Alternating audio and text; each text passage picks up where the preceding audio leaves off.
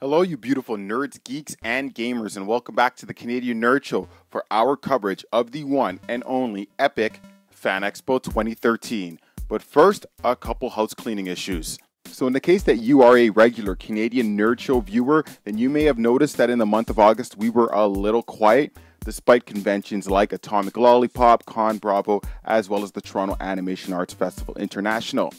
Now, this was not on purpose. What actually happened is that we actually suffered a massive hard drive failure, which caused the loss of our footage for all three of those events, and what was consequently all of our footage for the month of August.